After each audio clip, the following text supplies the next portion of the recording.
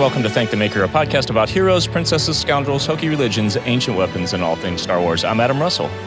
This is Nick Gambarian. It's Mike Forrester. We are Andored up here. Look at this matching outfit about how we look as we're getting ready to tackle a topic that I think many people want to be out of, but it just keeps hitting us in the face. A shout out to Roosevelt's for the jackets, and apologies. Test pilots? Is that what it was? This is the Sinar test pilot, indeed. Yeah. And apologies to our guest, Andrea Jones-Rooy, for ambushing you with matching outfits, and you're just left. I'm so upset. Wearing your street clothes. It's all I can do to not cower in shame that I'm not wearing a matching jacket. If I had known there was a dress code, I would have prepared accordingly. But I'm just going to assume you all three dress alike all the time, and that this is just life. Not wrong. Let's just AI it on, right? That's right. AI, right? So let's let's drain a lake. Let's generate it. Let's figure it out. No one needs the Colorado River anymore. I need a jacket. That's what the trade-off is. 100%. We need you to appear in a jacket. 100%. Yeah, right. Not even the real thing. We're going to put Joey Tribbiani in there too. Perfect. This is what I want. And Jason Alexander. I'm glad you guys read my rider before starting. Right. That's good. And so we have a plan. And we did nail it. So Andrea, give us give our listeners a little insight as to how you came to join us today, because we're very excited to have you on. It's an important discussion. It's a discussion that we have talked about many times since Andor did come out. But again, I would love to introduce you to our listeners. Sure. Well, thanks very much for having me. It's a great shock to many people in my life that I'm on a Star Wars related podcast, because as Adam knows, I have not actually seen much of Star Wars. However, I did watch Andor and went from watching it as like a nice girlfriend move to absolutely loving it and being totally obsessed with it. And Adam, you and I met at a conference, and we've been chatting here and there about whenever something horrible political happens, we'd say, oh, this is like in Andor when they said this, and this is in Andor when they said that. And so we thought we'd all come together and talk about the politics of it. And so when I'm not watching Andor, I'm a political scientist and a data scientist. And so I do a lot of research where I try to find quantitative evidence to better understand things going on in our world. And those things can be misinformation and polarization and resistance and contentious politics. And so we thought we'd all come together and talk about Andor and how it, applies to the current political moment, but also really how it applies to a lot of the political science research that underpins a lot of democracies and autocracies around the world and over time. Cheerful stuff. Good. Yeah, good light conversational stuff. Yeah, very easy. I'm so stoked to have you here, and it's so timely, not necessarily relative to Andor because it's been out for a while, but of course because it seems like our nation is just crumbling, and you just launched a new podcast that I'll remind people about at the end of this episode as well, with the host of the Skeptic's Guide to the Universe, which is the group of people that, how we met. The podcast is called Political Reality. You're 5 episodes in now? We just released our 5th episode today, and it's about whether or not the U.S. is living under fascism currently. And do you want me to give it away and tell you? Or give it away. So Trump himself, our guest is an expert on democratic backsliding. He argues that Trump himself is not a fascist because a fascist requires some kind of policy or vision, and he doesn't believe he has any of those things. He has a concept of a vision. He has concepts of a vision. However, many of the people in his cabinet, pretty much anyone profiled in the Vanity Fair portraits that we all saw and enjoyed over the holidays, they are very fascist, and there is a movement towards fascism in this country. And so the episode is all about what do we do about it? How do we resist it? What does fascism look like? All that kind of stuff. That definitely drives me nuts. The fact that we still talk about him, we still get distracted by him. I have been saying he is the dumbest person we have ever had to hear this consistently. He is not coming up with 90% of this shit. Right. Like, no possible way, and not enough people talk about that. So is he a fascist? No, he is like an idiot. An ego, powerful idiot, like a sellout capitalist. And I'm not a psychologist, but I would say I'm persuaded about any claims that he's a massive narcissist. I mean, I think the fixation on just belittling his quote unquote enemies and caring only about putting his name on things. I mean, we were talking before we started recording about growing up in the 1900s and being 1,000 years old. And I remember when we all thought George W. Bush was a puppet and Rumsfeld and Cheney were calling the shots. And he's a powerful leader compared to what I think Trump is. The problem is that Trump is still massively destructive, but no vision whatsoever. And so therefore is not technically fascist.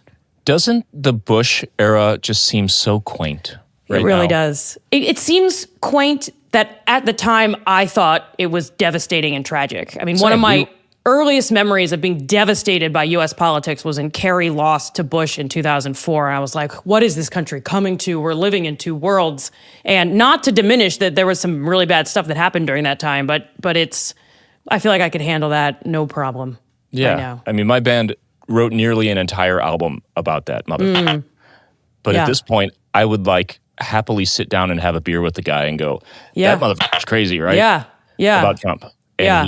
And we'd probably agree on a lot of stuff. Yeah. I mean, it's one of those where I'm finding myself thinking, why isn't George W. Bush speaking up? Does he have anything to say about all this? Where is our leadership? And he is trying to disappear into into a room full of canvases to be his paintings. I hope y'all forgot about me.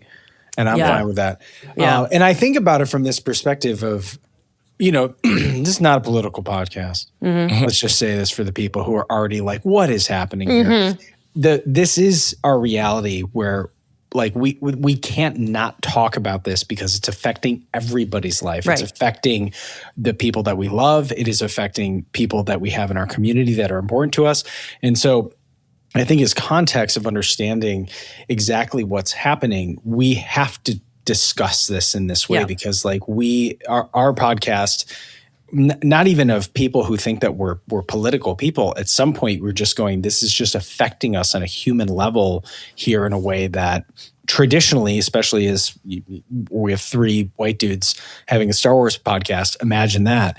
But for a famously oppressed people, yes. 100%. And no one has heard our opinion about anything. We really have to get this out there. But I think from this standpoint of going if Andor was a lens, and it's amazing how many people, I'm sure we'll mention it, but the media literacy of somehow people watching the show and thinking it was not about this radical movement of sliding backwards right now blows my mind. People watch it and don't realize the parallels? You'd be shocked. They completely flip the whole thing. But you'd be shocked at the DMs that we get about people being like, okay, that we appreciate that from your perspective. And you're like, there is no perspective here. Is the argument that the resistance is people on the right and the left are the overbearing? Oh, wow. That's fascinating. Yeah. Okay. So, and there's always been... that's what I'm here to advocate as well. I should have said that up front. But there's always been the joke of, for conservatives on the side of the empire, right? Of being control, prosperity, all of these myths of how, that if we oppress you, you will actually be able to thrive because we have eliminated the parts that make it so that things are scary for you. But let us just put you in a box and enjoy the box. You'll love the box. Well, you do have to press rocks to make diamonds, right? Exactly. I'm sounding more conservative by the second. 100%. All right. but the joke has always been from that the Jedi were religious fanatics and the Empire was freeing people of this crazy mentality and all of these things, and that has kind of been a running gag among saying, hey, if you had a kid from a farm that was like, listen, I'm hearing something in my brain that tells me to go blow up this battle station. We can understand that. All right, we're a little. Let's take it easy, Luke. Maybe sit this one out for a second and maybe see if the voices in your head get a little bit quieter. We can laugh about that at this point. But now we're in this point where Tony Gilroy was not pulling punches. Was saying. From a perspective of going, this is history repeating itself, and I'm just merely dropping it at this time because it seems relevant. But he has never been shy of sharing his political observations. I would put it that way. And the thing that he said plenty of times in interviews and things is that it is pretty coincidental that this series ended up landing at such an important time in American political history. And he didn't specifically write it about the United States. He wrote it from the perspective of someone who is a student of the long history of the rise and fall of empires and tyranny and authoritarianism and politics in general. So he wrote this in his words about just the sort of cyclical nature of these kind of regimes. It just so happens that it landed at an absolutely poignant moment here in the United States, and I think he's happy about it. I mean, he refers to Andor as the most important thing that he will ever do. So. It's hard to imagine doing, I'm not saying he can't do something more important, but it's hard to imagine doing something more important. And I was saying this before we started recording. I was revisiting some of the standout quotes from the series, and it, even just reading them, watching them again, made me emotional because it's so poignant and so relevant to today. And it would be powerful at any time because, as you said, it's something, resistance to oppression is something that has characterized humanity for millennia, but it feels so relevant that I'm shocked he didn't write it about today, specifically. Well, let's get into some of the specifics. I want to talk about a few things that are like a little broader brushstroke type topics that set up this entire era, and then we'll get into some specific scenes and quotes and things like you mentioned. Perfect. So to get us to the point where the Empire could start to do these kind of things to citizens, there were a few things that were passed in universe, right? We're talking about the Imperial Emergency Act, which gave the ISB access to military resources, galaxy-wide data rather than just their specific sectors within their jurisdictions, also granted ISB supervisors emergency authority to perform interrogations on behalf of local authorities, sounds familiar, or in place of, to order civilian executions, and then something called the Public Order Resentencing Directive. This is what kept Andor would have potentially kept him in prison indefinitely. It harshened and expanded new and existing penalties and sentences and increased, in Cassian's case, his sentence from 6 months to 6 years. And then they had this observation, of course, which led to the whole uprising in Narkina, the prison, that they're not getting out, period, right?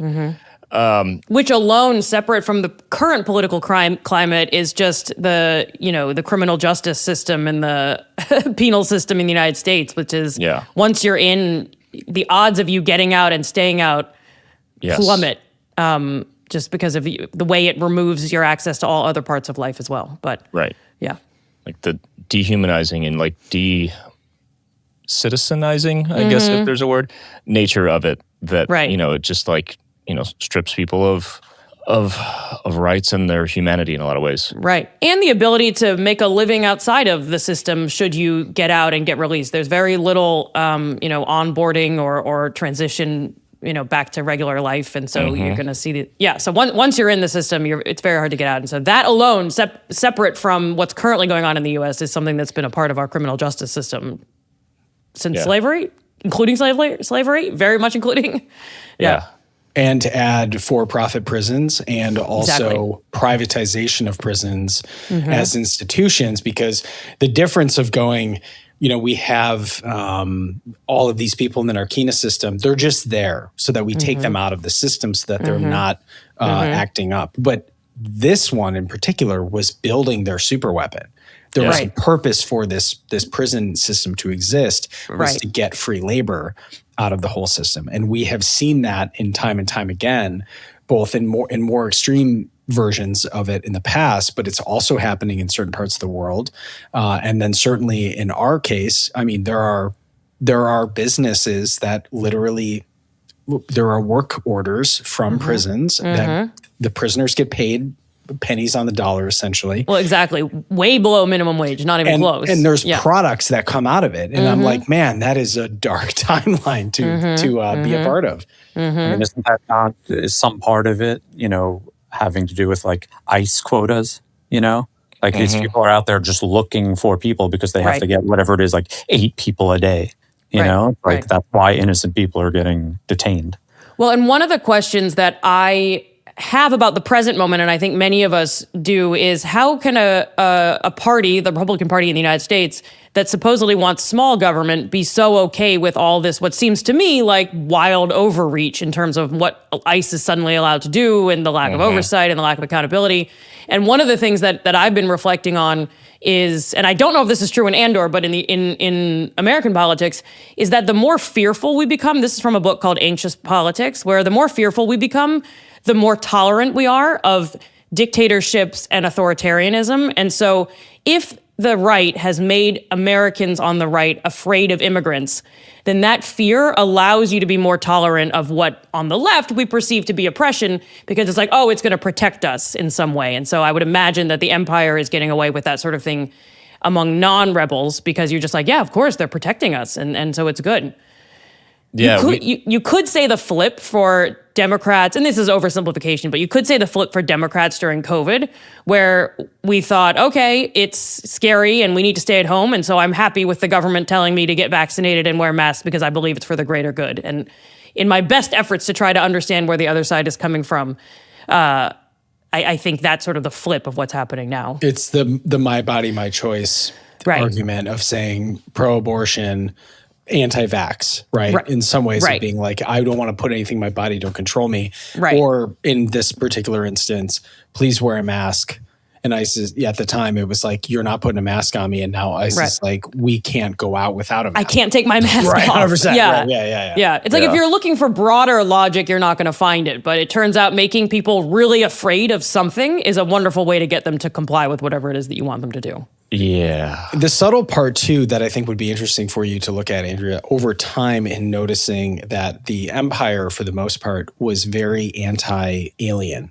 You'll notice that it's mostly, it's mostly in again, there's like the George Lucasisms of like, how do we portray evil villains in the 70s? Generally, it was like well-dressed Englishmen. I was going to say, British accents will get you British there. accent, very, very scary for Americans, right? In that particular case, that was kind of a theme going forward, that there were no aliens, but you would look at in the Resistance and in the Rebellion, you had a lot of different aliens and droids that were all part of it, but the Empire always had, at least traditionally had, very few aliens or non-essentially human species.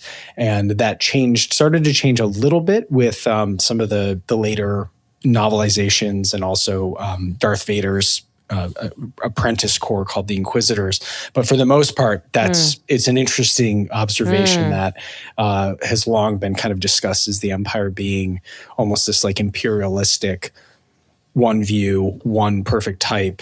Yeah. Sort of Aryan race. 100%, yeah. Yeah, and Lucas famously based the vibe and the look of the Empire on the Nazis. I mean, the general concept was like as inspired by the American Empire as anything, like the rebels to him were kind of the Viet Cong, and the Empire was America in a way, but he was such a World War II buff and a fan of World War II fighter planes and all that kind of stuff that he pulled thematically so much from that. But yeah, the that Aryan observation is spot on. Well, there's also a lot of, and this was something that we talked about in the fascism episode, is that there's a part of fascism is an admiration for military and hierarchy and wanting people to wear uniforms and look the same and follow orders. And my limited understanding of the broader Star Wars universe is that that's pretty much what's going on with the stormtroopers, and the whole aesthetic in Andor is like the Empire. You can tell when you're in an Empire scene because they're all in a sterile room wearing matching white outfits. Yeah. And there are some things in some of the animated series where they start to get into like the beginnings of the stormtrooper recruitment era, because prior to that it was clones, right? So there are some characters that talk about joining up with the Empire and becoming stormtroopers just to make a living for their family, so that they start to get into that appeal to, people in poverty and the exploitation of that. Which immediately makes me think of, ICE running ads on Spotify and, all the money and various benefits you're supposed to get. And the military too, frankly, in the United States. Yeah. serves that role. And from that standpoint, the fastest way to get free education, the fastest way to get healthcare, the fastest way to get essentially out of your current system is to still join, and that's all designed on purpose. And it's not an anti-military thing to say, because at the end of the day, there are the intentionality of the military.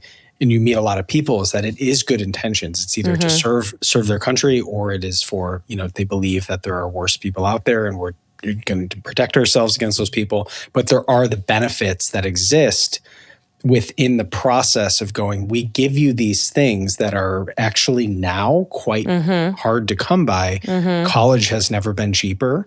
Health on purpose. Healthcare is increasingly difficult to navigate as time goes on, and also just security from that point of saving, and also being able to have your housing taken care of and all these things. It is a system. It is a system put in place by smart people to say, how could we alleviate some of this? Well, and there's also the social status. I mean, it does vary by social circles in the United States. And, during Vietnam, there's sort of different ideas about enrolling or enlisting or not. But in general, you think about the pride that a military family has, and not to begrudge them their pride, but there is a very that's an upstanding thing for your kids to do. It's an upstanding thing for you to do. So set aside the monetary and material benefits. There's also the emotional, psychological, social benefits of that as well. So you have quite a bit to say for these scenes that we have coming up, but there are a couple more things that in preparing for this, I kind of connected the dots on, and I wanted to get your opinions on them. Okay. So talking about the Imperial Emergency Act and the Public Order Resentencing Directive, this reminded me of a couple things. So the 1033 program, passed in 1996 by Bill Clinton, Section 1033 of the National Defense Authorization Act, basically allowed the Department of Defense to transfer a whole bunch of military surplus to all the different tiers of law enforcement, all the way down to local law enforcement. We're talking about like tactical equipment, weapons, armored vehicles, body armor, all this kind of stuff. And this is stuff that, this is a situation that resonates big time with me, being from St. Louis, because we saw this in full effect during the Ferguson protests following the Michael Brown shooting verdict.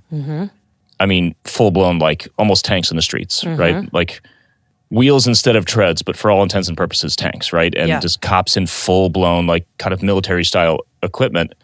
And then the other thing being the Patriot Act after 9/11. I was just thinking about that. Yeah, expanding surveillance abilities and phone tapping and increased penalties for things categorized as terrorism. And the way that was abused and a lot of times misused to just go after anyone that was on any kind of list, which just conceptually the idea of lists and this kind of stuff can get very problematic. So an old friend of mine, John Feldman of the band Goldfinger, who was, for a long time, famously a very outspoken vegan animal rights activist, ended up on a watch list, somehow a terrorist adjacent watch list, and had his house raided. Oh my gosh. In the early 2000s. Wow. Because, of the authority that the Patriot Act gave law enforcement, or gave the FBI. It was actually the FBI that raided his house. Right. There's a song about it and everything. Wow. So both of these things hit really close to home. Any thoughts on this? Did you pick up on these things during Andor and relate it to that at all? Yeah, I mean, there is a kind of, you're like, oh wow, what should be local law enforcement, and I don't know enough about the Star Wars world to know exactly what counts as normal, but I was like, this seems highly militarized compared to, I'm just here to keep the peace in the neighborhood or whatever. And then yeah, I mean, the justification of the expansion of powers as this, it's very authoritarian. So one of the ways we think about authoritarianism in political science is that in order to stay in power as the dictator, you need to make the people think you are both good for them, but also necessary to keep the peace. And so you're able to expand these powers because think of the Bush administration after 9/11, the Patriot Act was predicated on, you need us to do this to keep you safe, even though you're actively harming people. And Adam, I don't have a story as visceral as yours, but I was in college in the years following 9/11, and several of my friends who were Pakistani studying in the United States were just pulled off of campus and interrogated somewhere else. And he's just like, what kind of state are we living in? It just didn't feel real at the time, and it feels almost too real now. And so it was all, we would try to push back on it. There were some protests, but as long as people think that, it's the government looking out for me and keeping me safe, it's amazing what people will tolerate. And, in St. Louis, I think the reason that the government was able to do the things that it did was also for that reason. There were enough people who believed the party line that this was necessary in order for our country to continue. And St. Louis is like a historically very segregated city in ways that are not apparent if you grow up in a conservative area of the city and you've never really been outside St. Louis. It didn't become like absolutely apparent to me until I moved away and came home. And then it was, living in Southern California for 5 years and then coming back to St. Louis, it became like palpable. So there is this like, oh, you better not go across so-and-so street. There's a thing called the Del Mar Divide, this famous street in St. Louis where, historically, like we have problems.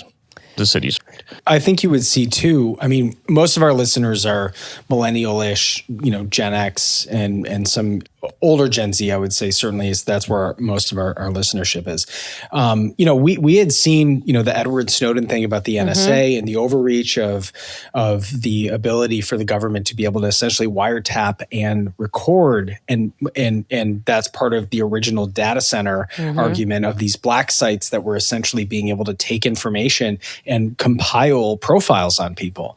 And we had started to see more and more of that, of the same way that even in Watertown, Massachusetts, when the Boston, the marathon bombing, and the town went into martial law, which basically said you have to stay inside and you can be arrested for leaving your home.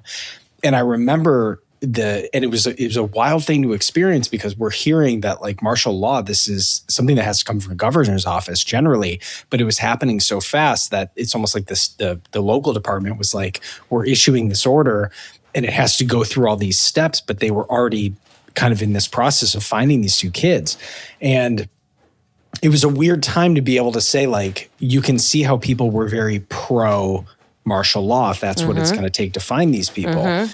But then at the same time, you're like, man, but wow, we're watching these civil liberties being eroded in the same sense of going, when we think about how ICE is using this database, that they're taking pictures of people. And one of the officers said, you're now a domestic terrorist or whatever was just reported, where they are compiling a database on people in some regards that's specialized to them for interfering with operations.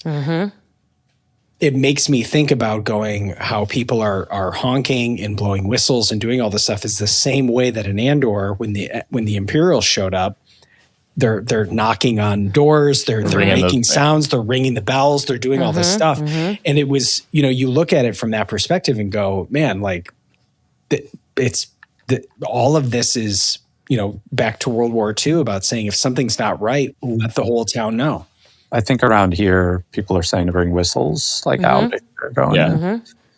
Yeah, there's whistles, and even New York City has not been in the news. There's certainly an ICE presence, but it's not in the headlines in the U.S. But there's things will circulate on social media indicating where ICE has been spotted, or we think they're heading that way, and it becomes this sort of underground community watch, which is a lot more fun to watch in Andor than to live in real life, I have to say. I really was like, "Ooh, the rebellion, so fun," and now I'm like, oh, "This is not so fun." It's terrifying. The other thing about all of this, and there are exceptions, but in general, as you expand the power, whether it's of the executive or the government or the federal government or whatever around the world, it's very hard to shrink that power back down. It tends to be the case, Adam, you listed a number like something in the 90s, something in the early 2000s. Once that precedent is set and once those powers have been expanded, we tend to just keep proliferating those powers as opposed to rein them back in. And the other thing that I can flag is that literally today I was looking through some data about the federal workforce, because I know how to have a good time. And the only, in the last year with Doge and Trump 2.0 and all of this, a lot of people have been fired or let go or forced to resign from the federal government. Do you want to guess the only department that hasn't had a shrink of the 25 departments in the federal government that hasn't had a shrinking workforce? Do you want to guess which one that is? Immigration. Basically, Department of Homeland Security and Immigration is underneath that. So it's That tracks. everything else. Department of Justice, Education, NASA, all of it. USAID, obviously obliterated. That's the most destroyed. But the only one with a little bit of growth is our lovely peacekeepers ourselves. Did you know, you probably know this, but I'll say it for anyone else, that NASA's entire total, the total of their budget from inception, like, 70 years ago, whatever, right, is less than we spend every single year on defense. I didn't know it put that way. I knew as a fraction every year, it's just like nothing. But cumulative, that's really depressing. Their entire history, yeah. Maybe this was on the skeptic side. Maybe we even talked about it together with them, where it's like, we sit around and argue like, oh, should we expand NASA's budget? Should NASA's budget spend more? Should we try to go to the moon? Should we go to the moon? What about, people who want to use that money for poverty relief? And you're like, sure, but the amount that's being spewed just for law enforcement, for military, for defense, for all those things we're arguing about deck chairs when we think, NASA versus, social welfare or something like that. Yeah. We could have X-Wings at this point, but instead we're putting money into microwave emitters in the back of trucks to fry protesters' brains. So think about that. We could have had the Millennium Falcon, but instead... We could all be living in space right now, but here I am on Earth like a loser. But here we are waiting for Venezuelan oil. You know what I mean? This is what I'm talking very about. Pedestrian. Come on, people. Very disappointing. Some part of, I've probably talked about it on this podcast, but there's some part of that. You ever watch the show For All Mankind? Yes, I love that show. Okay. So there's some part of like it kind of goes off into an alternate history because we're spending so much money on the space race that like certain technologies happen earlier. And I just write about that, that would be amazing. Like they're making video calls in the 80s and stuff. Yes. It's kind of And they're fun. like rival like your average Zoom call today. Like it's really not. Yeah. Plus, I think John Lennon doesn't get killed. Like, there's a number of fun details. Not to give it all away. That but, montage between season 1 and 2 is awesome. Oh. Or at the beginning of season 2. I freaked out when I realized what was happening. Yeah. Let me know when you have a spin-off For All Mankind podcast, because I actually have seen all of it, so I could speak to the whole thing. She's booking her seat right now. Yeah, I am there. That's great. Yeah. All right, let's play a clip. Yeah. Two clips that are related kind of sequentially. Nemec's manifesto and Marva's funeral message. They both happen in the season 1 finale. I want to talk about Andor getting radicalized by spending time with Nemec and the other folks on Aldhani, and the uprising on Ferrix at Marva's funeral. And I'm just trying to prime this whole thing. The idea of like what to do when things get really bad and how to try to navigate things peacefully. And ultimately, like some societies get to a point where the system just fails them and there's no choice but to resort to violence, and what to do instead, how to avoid that where we are here in the United States. Let's hear these words and then talk, and let's get your reaction to some things. There will be times when the struggle seems impossible. I know this already. Alone, unsure, dwarfed by the scale of the enemy. Remember this. Freedom is a pure idea. It occurs spontaneously and without instruction. Random acts of insurrection are occurring constantly throughout the galaxy. There are whole armies, battalions that have no idea that they've already enlisted in the cause. Remember that the frontier of the rebellion is everywhere, and even the smallest act of insurrection pushes our lines forward. And then remember this. The Imperial need for control is so desperate because it is so unnatural. Tyranny requires constant effort. It breaks.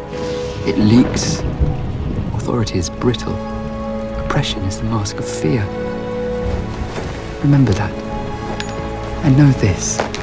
The day will come when all these skirmishes and battles, these moments of defiance, will have flooded the banks of the Empire's authority, and then there will be one too many. One single thing will break the siege. Remember this. Try.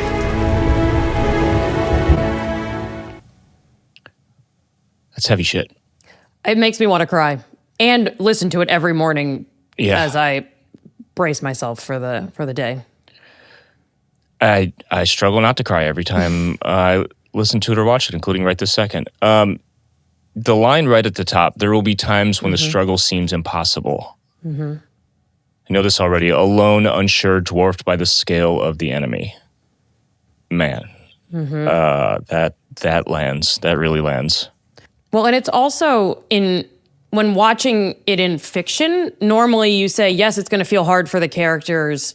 And I know because I'm watching a story about this protagonist that they're probably going to prevail because this is a popular series and I can kind of guess that. But then you map these words to the present moment and it rings very true because it does feel awfully impossible a lot of the time. The thing that's sticking out to me as I have gone over this and I've read this and I've listened to it hundreds of times at this point, but the tyranny requires constant effort. It breaks, it leaks. I feel like as of the past year, we are finally at a point where I think it's leaking. Because we're seeing finally this part of like where the break is coming in. And you can say that for whatever that is. If this is a polling numbers reaction to going, man, we're going to get slaughtered out there for a certain political party. But there's also a lot of politicians that are not seeking re-election come November. And you're looking at this process of going, I don't believe there's many people who actually have a conscience once you've been in Congress for that long. But there's certainly a part of it where I feel like at least at some point we're seeing Nemec's point of saying tyranny requires constant effort. It breaks, it leaks, authority is brittle. I'm kind of looking at what's transpired over the last 2 weeks and gone, kind of seems like something's breaking. I don't think it's out of anyone's good conscience. I think it's for self-preservation personally. But in terms of looking at the future of going, the next 6 months politically in this country are going to be really wild because we're kind of going back to that point of saying, what are the things that people care about? Is there more money in our pockets? Are we feeling safer? Are we feeling better? Are we looking at our neighbors with care? Do we have extra to give to others who are in need? And the answer right now for a lot of people feels like, even if it's not true, is no. Right. So this makes me feel like this almost idea of freedom is a pure idea. People don't feel free right now in this sense. So like just reading this again from that point, I'd be interested to hear your thoughts on that, Andrea. I mean, to your point about the leaking, the moment for me was when Marjorie Taylor Greene started making sense. And I was like, what does she have to say about this? And I was like, something weird's going on in this country that I was like, I agree with a lot of this stuff.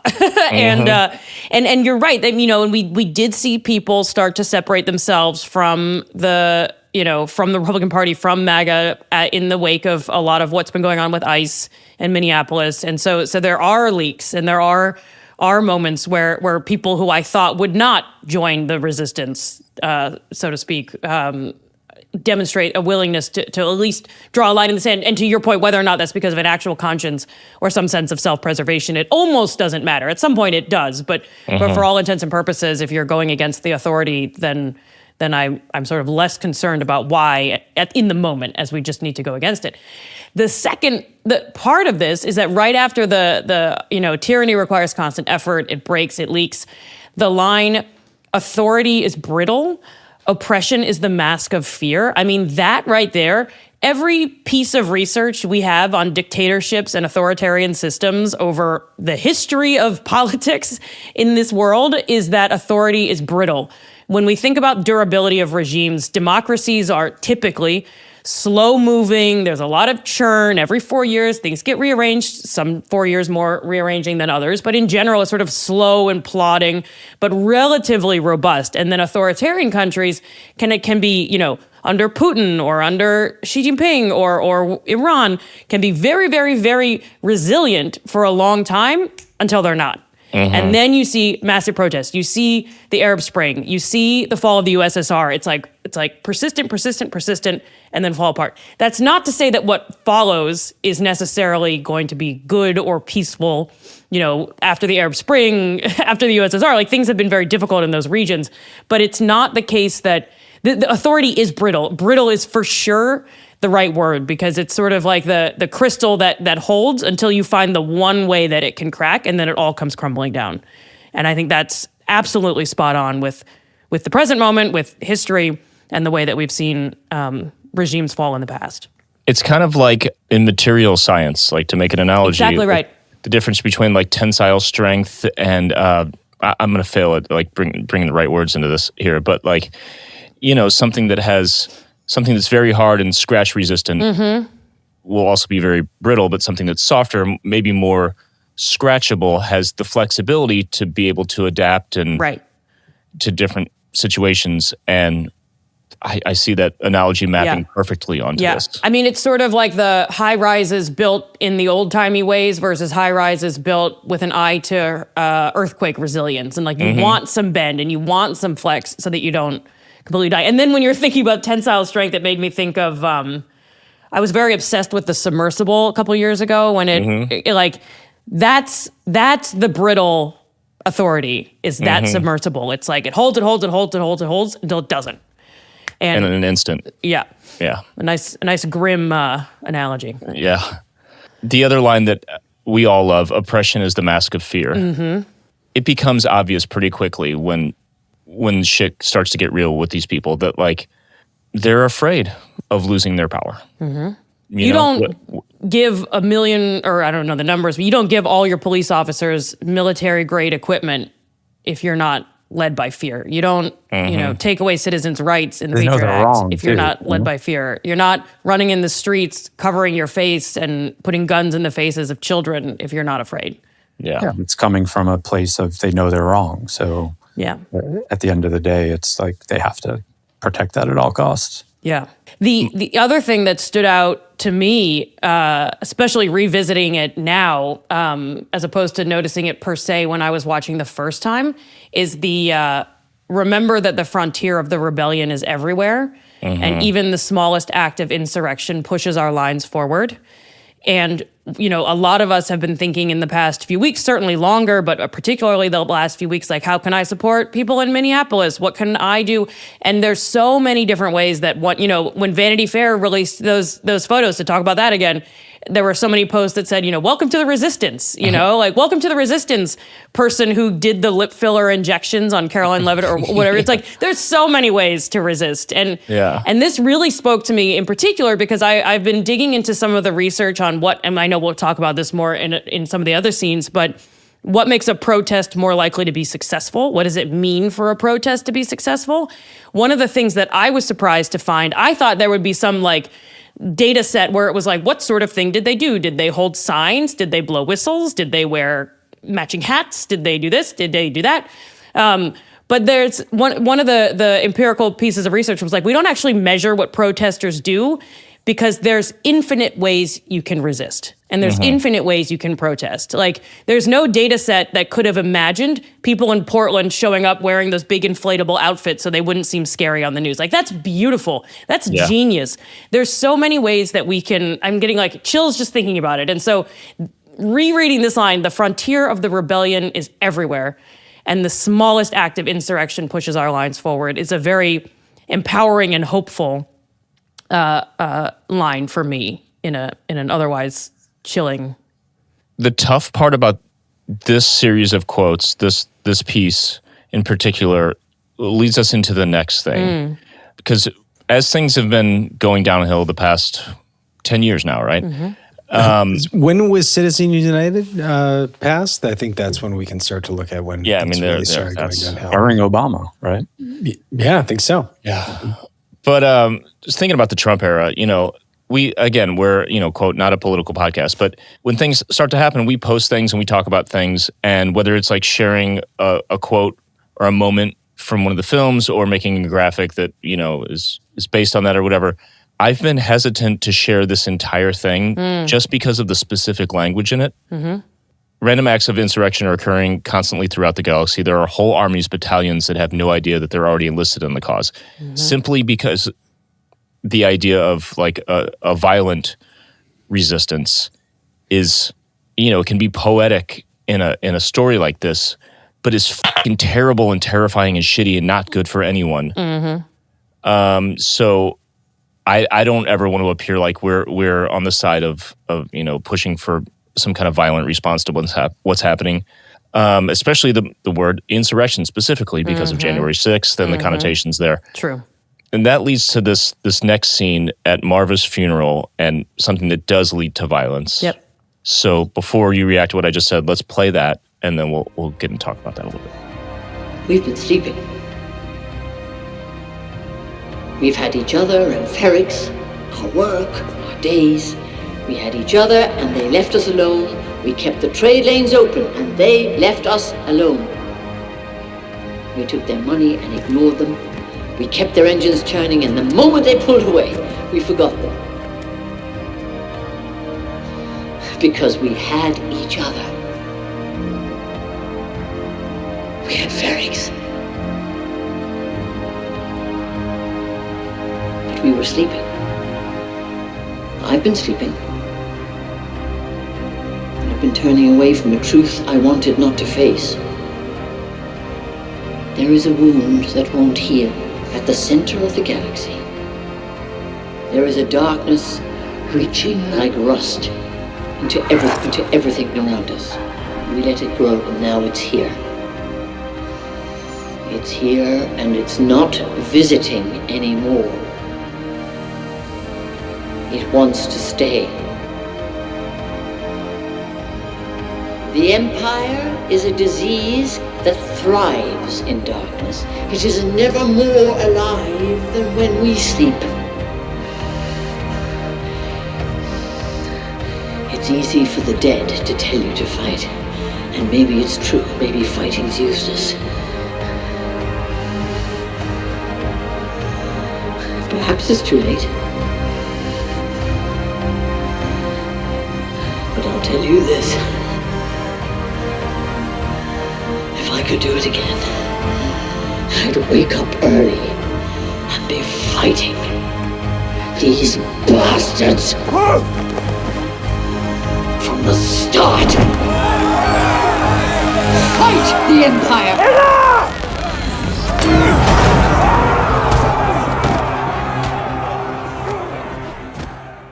Yep.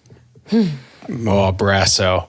Man. Dude, there's just something so cathartic about watching him chest kick that dude and then smash the brick over his head. But we all know once you cross that line, there's maybe no going back.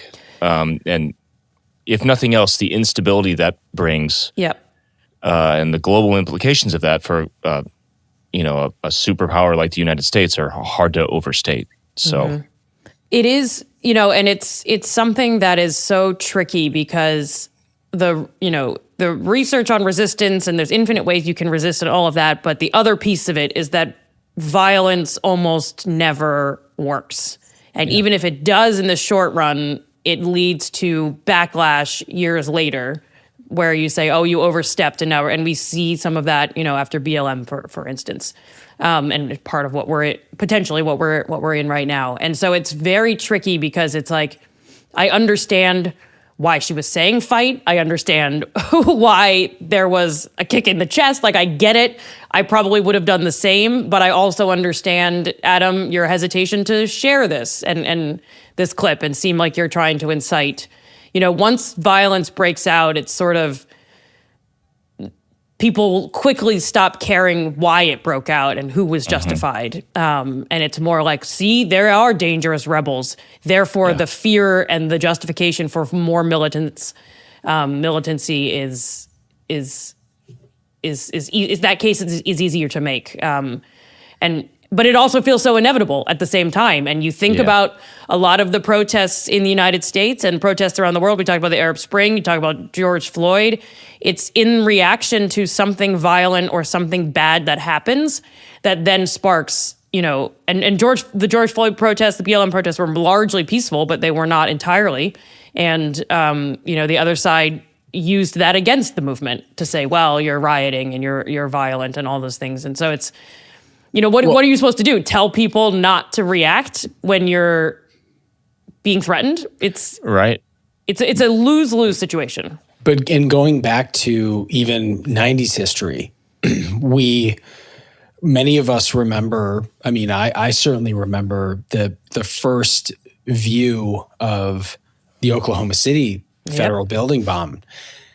Timothy McVeigh is a radical, like at the time, anti-government was a right-wing thing. He was doing it in response to Waco and Ruby Ridge, which are still seen as controversial topics of where was their government overreach? Were people peaceful? Were people committing crimes? This is one of those things where when you look back on it, we could all agree that like violence causes violence, and that really sucks because someone like Timothy McVeigh, the Unabomber, whatever these people are using violence as what they think is the last inevitable resort. And so when you look at this from this perspective, it's very weird to watch Brasso dropkick this guy and go, hell yeah. But then knowing that it's not, knowing Brasso's ultimate end in a very unceremonious way as he gets gunned down in a wheat field.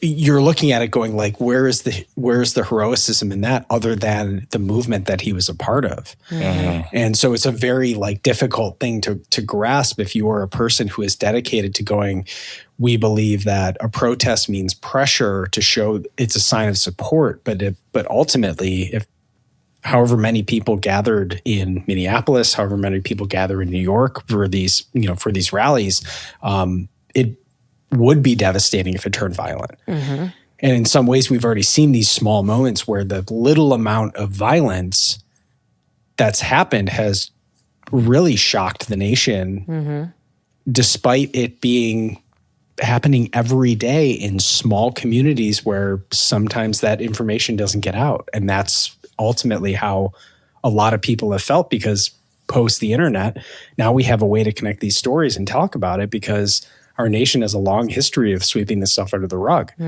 So it's an interesting time to look at it from this perspective, knowing, especially these three guys that are very close friends of mine, knowing how we feel about it. It's a weird lens to look through from a poetic standpoint. I think the thing too that I'm sure we'll talk about, the Gorman massacre, as it relates to what we're talking about right this second, is like a peaceful protest could remain peaceful until something is instigated. And in the Gorman massacre, it's the empire taking out one of their own in order to instigate, and false flag. That happens, that 100% happens. And it creates chaos. It does create, violence, but it's instigated. And that's just such a easy, almost foolproof way to instigate and get what you want if you're the bad guys. I mean, and if you think about even before, when we think about misinformation and partisan media and stuff like that, it's very easy to focus on, say, the last 20, 25 years. But if you think about the history of sort of long, protracted conflicts, so North and South Korea, India, Pakistan, China, Japan, Israel, Palestine, or whatever, there's either side will find a way to say, my violence was justified. Right. Yours was not. And the challenge is that any violence that breaks out, regardless of how strongly you think, hey, Gorman is a very stark example, but in all of these where you say, oh, this little bit of violence was necessary because our lives were in danger, or it was necessary because we tried everything else and it didn't work. And so we had to do it and it was justified. The other side can say that as well. And you can spin it even without the added power of social media and echo chambers and all of that kind of stuff. But we can't escape it. Like to your point again, like once it starts, the earlier point about once you cross the threshold, once you you kind of set a new precedent, going back is, so much harder than it was to just break that seal. Right. And one of the more terrifying things about what's been going on in Minneapolis is that truly one of the best ways to get people to not side with the protesters is to make it so that there's more violence or more something going on. I mean, look at the way that the right-wing media went to town over Alex Preddy kicking out a taillight. Well, clearly he was violent. And it's like, well, in my mind, and I think in the mind of most sensible people, does not justify shooting someone 11 times. But just that little teeny bit of information that said, well, he was rebellious and he was potentially dangerous and he wanted to do harm. Whereas it's the exact same people who say, well, January 6th was mostly peaceful patriots with a few bad actors. And I literally spoke with someone who is on the right side of the political spectrum, and he was like, that's literally what people think. And you can just handpick your story. And yeah, it transcends generations, it transcends national borders, and it's one of the biggest causes of conflict, at least at the international level, is these protracted conflicts, these in what's called enduring rivalries. It's very infrequent, relatively speaking, that you'll see wars between two countries that haven't already gone to war. So it's sort of like once that line is crossed, once that seal is broken, as you said, it's very difficult to go back. And it seems like it's something that's just so ingrained in us, in kind of like any sentient species. You think about things like honor culture is like a smaller, like more localized version of that. Like your brother whacked my cousin, therefore I'm gonna have to kill your uncle. Like that'll make it even. But ultimately, you killed my uncle, and so now I'm gonna. And next thing you know, you're in a global conflict.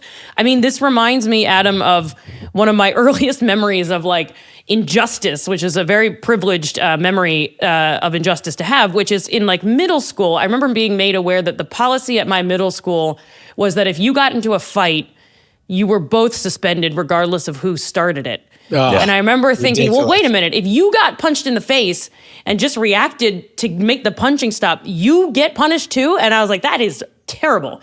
I wasn't getting a lot of fights, but the observing the injustice, I also didn't do anything about it. But basically, what you just described, Adam, and what we see in Andor and what we're seeing in the world now is basically everyone ends up worse off regardless of who started it.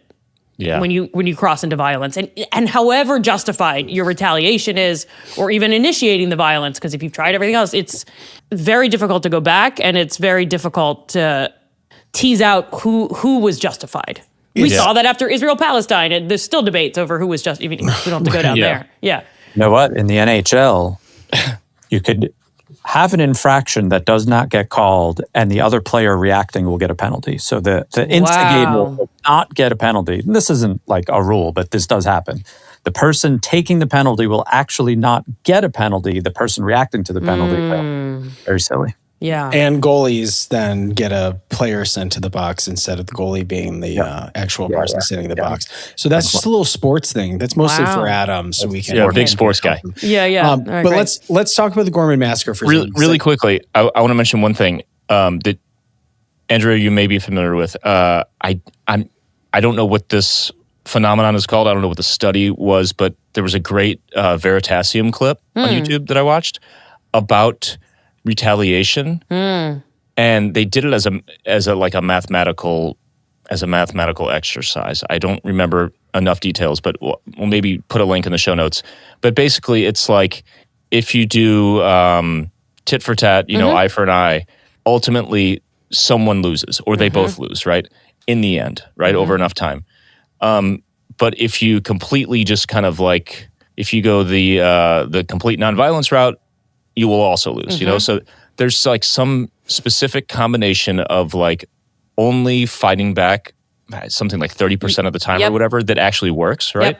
Yep. I don't know what it's called. Put it in the show notes if you know off the top of your head. So yes, so I'm gonna not a name drop, but this is the research that my dissertation advisor did. It's called The Evolution of Cooperation by a scholar named Robert Axelrod, and basically it's how do you get people in what's called a prisoner's dilemma, so a competitive environment where it's like my gain is your loss, like most of politics, right?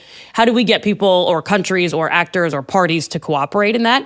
And basically you're exactly right. If you're only ever a pacifist, that's no good because you're going to get taken advantage advantage of. But if you're only ever belligerent, that's no good because you're all just going to be fighting and you all lose out because it's sort of like the Stephen Miller's view of great power politics where it's like, we all just need to fight all the time. It's like, no, we actually don't have to. And we've demonstrated that you don't have to do that.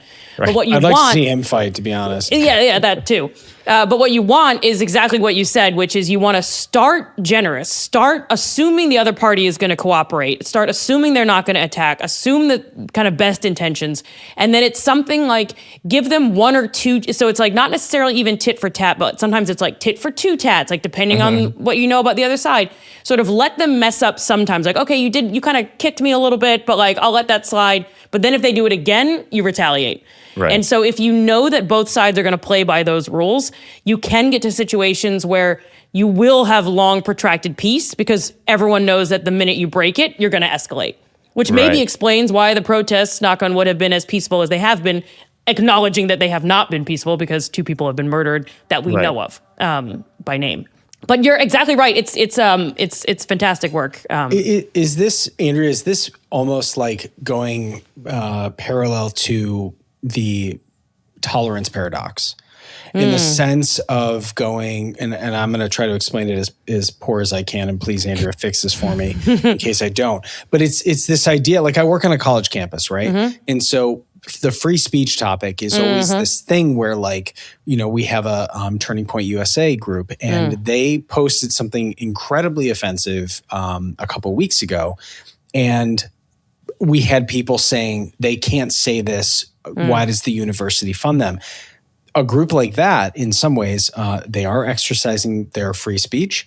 And in the sense of going that their business model is actually, as the kids would say, welcoming the smoke. They want the smoke. They have lawyers that are ready to sue, make money, all of this stuff. And so when you get into this idea of like a paradox of tolerance, is assuming that everyone fits within the same corral, that we all agree on the same things. But as soon as someone's outside of that corral where they do not believe that they are owed or are allowed to do this certain part, that other person then cannot fit in the rule that we allow for this paradox, this agreement of tolerance. And so that's why when it turns into, so much for the tolerant left, this exactly. Right. And you're sitting here going, well, yeah, but the tolerant left is only losing.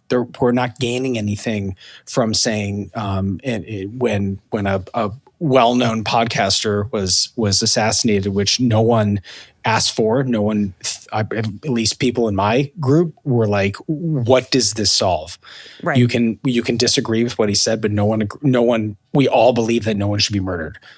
There we go. That's it. Hard to stop, right? But then when it comes to the idea of saying, I want to be able to express myself and not face consequences for that, both sides have done a terrible job of reinforcing that because like we have this like back and forth slingshot. And so I think kind of like getting at what you're saying about the idea of going, when we respect each other, it feels more like a movie that was just on Netflix called A House of Dynamite.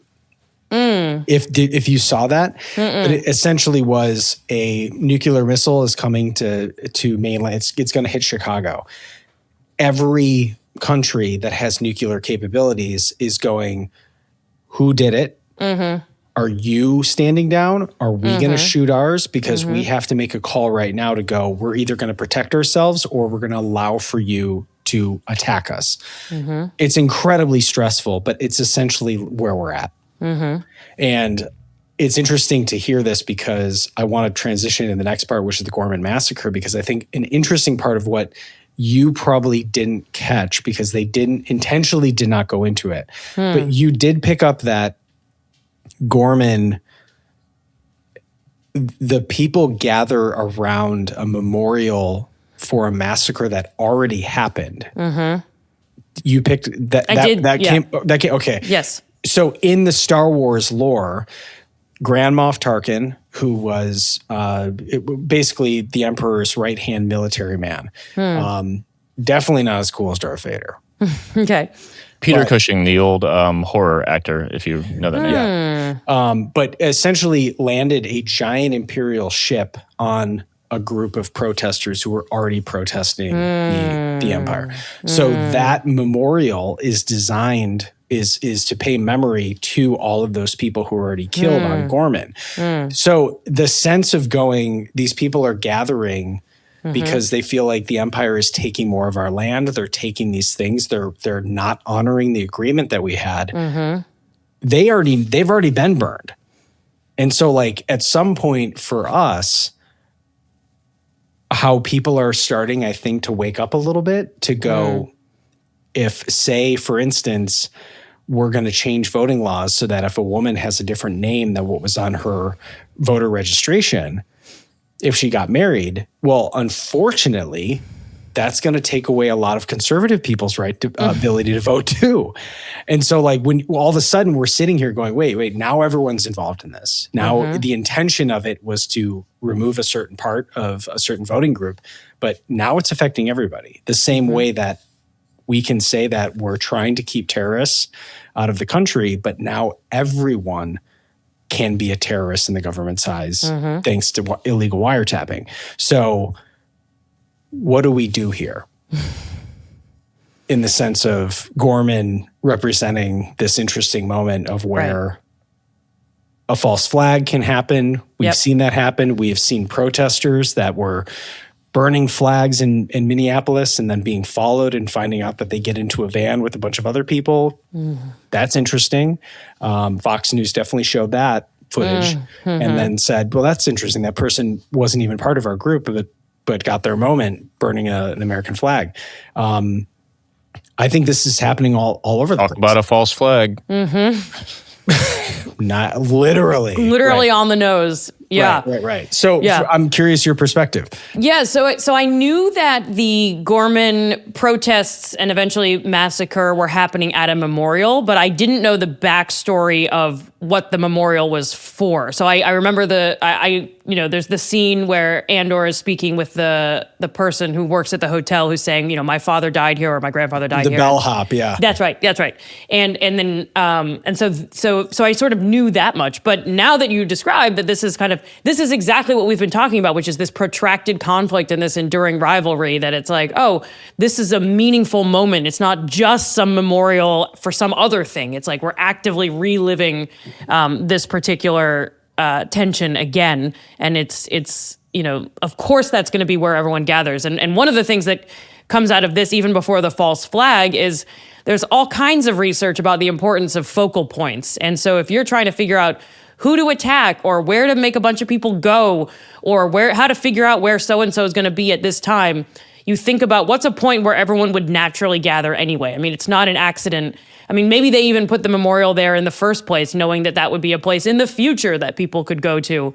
And the trap was set decades ago. And so the fact that the protest starts there, is itself very sound political science, I would say, as far as, let's get everyone in one place and then mow them down. One of the things maybe that's to the advantage of the United States is that there are fewer obvious focal points. I mean, in New York City, when there's a protest, most of the time we go downtown, kind of near the government buildings, but not always. Sometimes it's Union Square, other times it's Brooklyn and things like that. And I think there's real value from a protest strategy to not just always be in the same place. I'm being a little bit hyperbolic, but it's also, they literally became fish in a barrel. We like to think that something on this level, like a false flag operation moment of this severity, is beyond what the current administration and all the true fascists involved would do. But little things like that, suspicious flag burner that happened to hop in a vehicle that didn't seem like it was on the correct side of the equation that you would expect, makes it seem less and less unlikely. I don't want to say more and more likely. I don't want to be like inflammatory. I don't want to let my brain go down that path. But smaller scale things don't seem too unlikely. I mean, another movie that's speaking to the same kind of conversation, One Battle After Another, the send in Eddie Van Halen moment, the guy, the Molotov cocktail with the shirt. And in the protest, that's what kicks that whole thing off. I can imagine something on that scale, but this, I mean, literally a sniper shooting their own. That's extreme shit. I don't want to like put you on the spot or make you say anything on the record, but historically speaking, how close would you say we are to like a tipping point like this? How in danger of reaching this kind of point are we? Where is the Reichstag fire in regards of Wow. modern U.S.? Yeah. I want to chime in 1 second. All I'm going to say is I see it happening when voting actually becomes like not a real thing. I think that's the tipping point. Yeah. So do you think the midterm elections will be a potential tipping point? Potentially, but I think it's more in 3 years. Okay. When it's like, I won every electoral vote, like when that happens, I think that's the tipping point. I mean, I do go back and forth, and this kind of where we started the conversation about whether Trump has a plan or a concept of a plan or just an ego. And, with the relitigating and not letting go of the 2020 election is either, I usually think about it in terms of, oh, he's just obsessed and his ego and he's lost his mind and he's self-absorbed. But there's another version, Nick, to your point, where it's like, if we can get enough traction on this and like go back into Atlanta and go back in and recount things again and again and again and sow enough doubt, then you're right. It does set things up for massive amounts of not even fraud or stealing, but just doubt around voting security in a few years, where you could really see some ugly things happen. But and that kicked off. I mean, just as a caveat, that started in, I think, most precedently in the Bush administration of the recount in Florida, right? Where you had that iconic photo of that guy who had been there for 36 hours, like manually looking at the written vote, right? And that, I think that was the first time where, there was a lot of curiosity about saying, where did these votes come from? And I think in some ways that was a moment where I think there was a certain party that said, hey, no one really pushed back on this. Distrust in the system. Why don't we let's plant this seed and grow this? Because I remember that was a big deal for some people that kind of seemed like it got swept under the rug. Yeah, I mean, the hanging chads and what counts as a vote and what doesn't. And I recently, 2 thoughts on that. I recently gave a talk where I referenced hanging chads, and I put up one of those pictures of the guy kind of cross-eyed trying to tell where the vote landed, and imagined that the audience would all appreciate the nostalgia, and it was all Gen Zers who had no idea what I was talking about. And so then I just wheeled myself into the nursing home and took out my dentures because I am of another era. Back to the 1900s with you. Back to the 1900s with my candlelight. But the other piece of this is it reminds me of something that one of my political science professors told me 1,000,000 years ago, where it's like, imagine and stop me if you already know this, but I've been reminded of it as we've been questioning or hearing the president question the integrity of our elections, where it's like, imagine some village where everyone votes on who the leader is by placing a stone in a bucket. And so you all stand in a line and you have your stone, and then you go up to the front and you either put it in bucket A or bucket B, and then whoever gets the most is the person who's elected. And so the question is, who in this country has the most power? Is it the person with the most stones in their bucket, the leader? Is it the people who are voting? And the answer is no, it's whoever counts the number of stones in each bucket. And you're like, shit. Yeah. And I think we've started to politicize and we've started to sow doubt. I mean, I think I'm not a massive expert in local or state level government, but it's, the Secretary of State in these states that oversee elections are largely meant to be non-political positions, or at least nonpartisan positions. And I think we are, I think you're right that the hanging chads moment was the first gasp of like, wait a minute, what if we just kind of mess with people's trust in all of this? And leading into 2016, Trump was planting the idea that if he lost the election, it would have been because the election was rigged. He's been doing that since the start. And, if Harris had won in the last election, I actually, it's already very bad, but I bet there would have been another kind of January 6th style. And it's all projection too, right? Like, it just seems like that's the game plan that everyone kind of remembers and forgets conveniently, that everything he's saying everyone else is doing, he's doing. Exactly. So the rigging, all of this is just pedophilia. It's all, exactly. Like, all just him doing it or them doing it, but however you want to put it. It's like a cheating spouse Exactly. Accusing gaslighting and being like, well, I mean, I don't know where you are. Yeah. I don't know. That's why I only accuse people of being completely awesome. Yeah. Are you being awesome again? Wow. Yeah. But Adam, to your earlier question and about, the kind of false flag kind of thing, is that I was worried, and I don't say this lightly, and I don't say this to like tip us into any, I realize there's consequence to even putting these in ether, but when Alex Preddy was murdered, I thought that was the beginning. And I knew that was, I didn't question that Alex Preddy was, what side Alex Preddy was on, but I was like, we are in a situation where we are disagreeing about what happened in something that was clearly filmed from many, many angles. Mm-hmm. It would take very little for something else to happen, and whatever story was convenient to tell to be told, because we were already seeing that. And then one of the more chilling things I saw, I mean, that was the most chilling, but was on Fox News maybe a week ago or so. One of the top articles was, and I don't read this as a matter of habit, but I do try to stay involved or stay aware of what everyone is saying.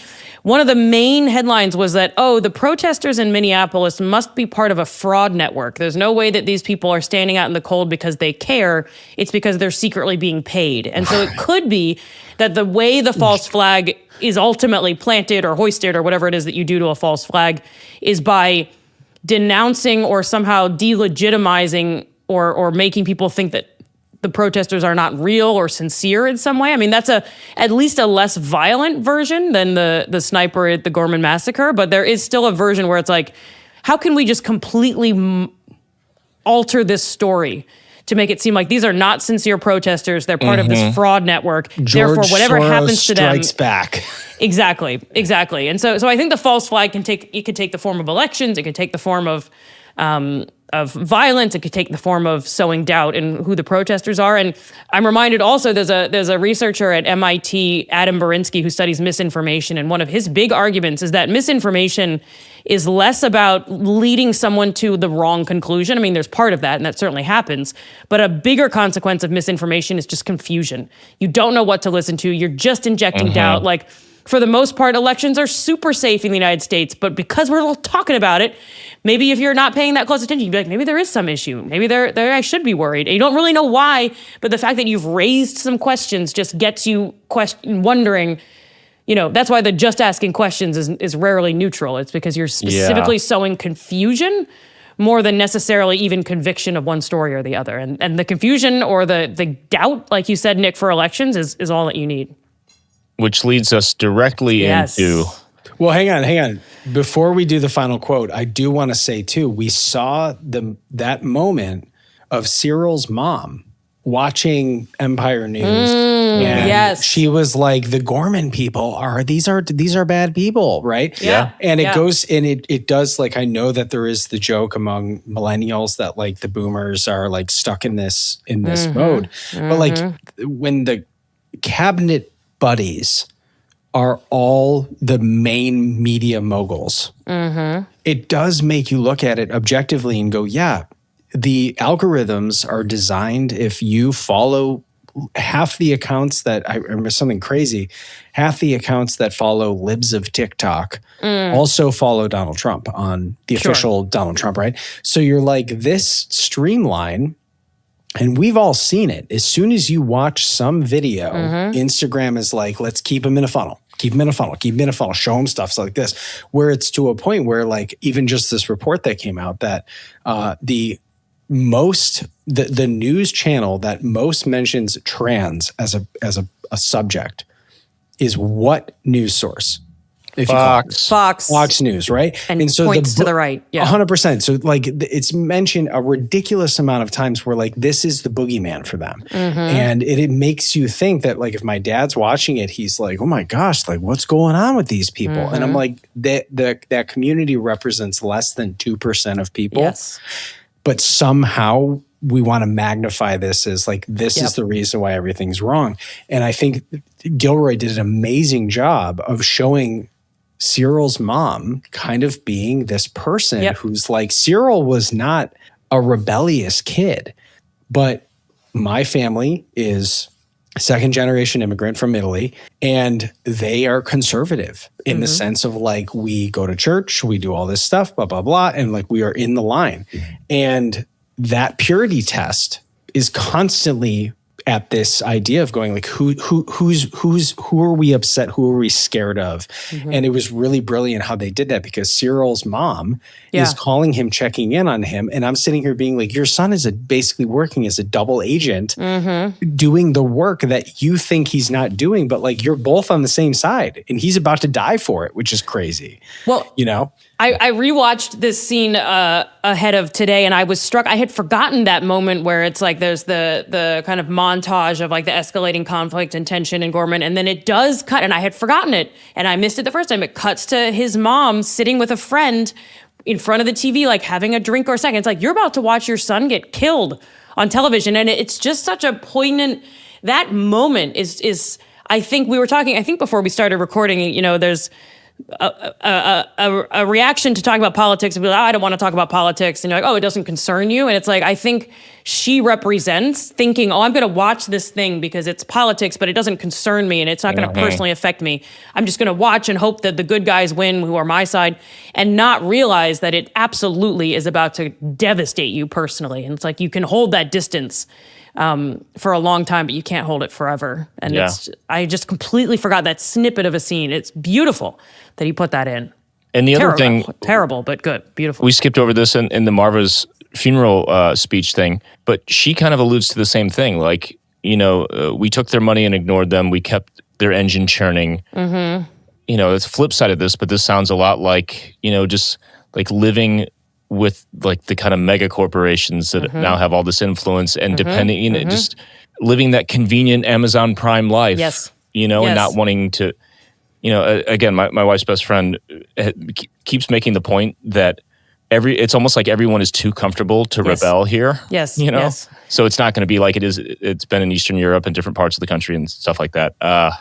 So he kind of planted those things throughout the series. The line, one of the lines that I wrote down also that stood out to me from Marva's funeral is indeed her opening where she says, "We've been sleeping." And that stood out to me because I've been, you know, speaking with a lot of people now about like, so what do we do about all of this? How did we get here?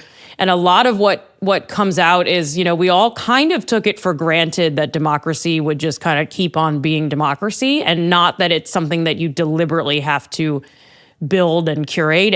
And on the podcast, the Political Reality podcast recording we did yesterday, it's going to come out in a few weeks. Steve, who's a clinical neurologist, my co-host Steve Novella, was talking about how it's kind of like your own health. Like, you don't just reach a point of, I'm physically healthy now, and then you sit back and just stay healthy. You have to continue to exercise and eat vegetables and go outside and do those things. And, you know, and so Marv, like that line that we've been sleeping really stood out to me. I will also say that her line, there's a wound that won't heal at the center of the galaxy, did make me immediately think of Trump's rotting hand, but I don't think that's what she meant. Before we get too far away from it, when we were talking about algorithms and like who's watching what and whatever, from personal experience with all the Epstein stuff coming out, it was very, very interesting and not at all lost on me that the more and more I read about that, my algorithm fed me other conspiracy theories. Ooh. Yeah. Interesting. Like what you're into right now is conspiracies. Very interesting. Right. Well, I the part that is interesting to me when you reread this line, because I'm with you, Nick. My algorithm, it's almost like to a point where I have to intentionally be like, I need to watch drumming videos. I need to watch kittens falling asleep. I want to see. I want to see dogs Bluey highlights. doing. I need. You know what I mean? And I'm like reset the algorithm. But when Marva does say we took their money and ignored them, we kept their engine churning, to the point where you said, Adam, people are a little too comfortable. It is weird to me, though, when I remind my parents that I go, you guys lived through the Gulf of Tonkin. You lived through Kent State. At what point did you think that this was on your side? The idea that we would get involved in a conflict that would send a bunch of high schoolers over to like a place that previously we had really no business being, and then devastated our like our American psyche about what it meant to turn on each other when Vietnam veterans are coming back. They're being spit on, the hippie movement, all of these things that eventually then would kick out punk rock music. And I have this hat that keeps showing up in my algorithm that says, how did you grow up listening to punk rock and still become a bootlicker?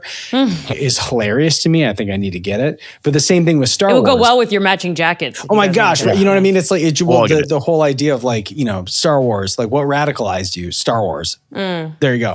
But it is weird that like there is this section of people who have like already lived through part of this history, to her point where, Marva has seen, based on her age in the Star Wars universe, has seen peace and prosperity, and she's also seen this dark turnover.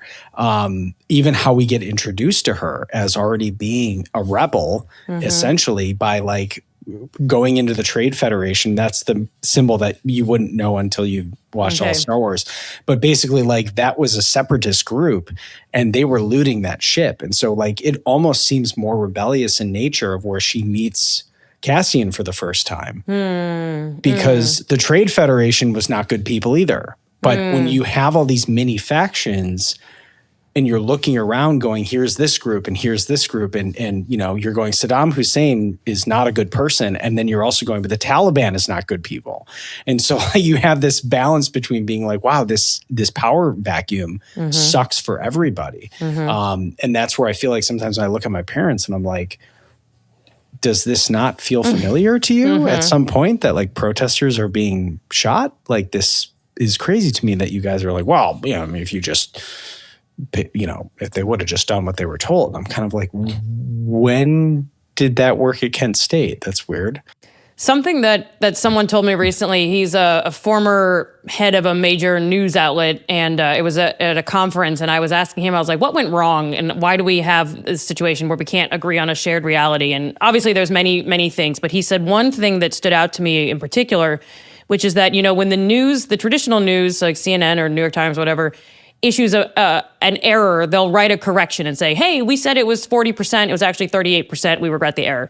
But he was like, once you implement a narrative around a set of events, you can't just go in and be like, actually, they were mostly peaceful protesters, or actually, it was totally justified. And so it's like, whatever narrative you put on something, that's the narrative that you're largely stuck with, both as a news outlet or a brand, but also in your heads. And so when you're describing your parents, Mike, it makes me think of that, because it's like, they probably have, I don't know your parents, but they probably have a narrative around Kent State and Vietnam and their lives. And in their minds, it is not contradictory with a view that what ICE is doing now is justified or whatever, right? And so it's like, you can have this funny narrative, not funny, haha, that warps facts in such a way where it all makes sense in your head. Like, the brain is very, very good at resolving cognitive dissonance. Yeah. And the backflips that we'll do to and the perception is that on the left, we're doing the same thing. And that's why you see call outs like, I thought you were all about tolerance, but you're not tolerating my views. And it's like, I don't see that as inconsistent, but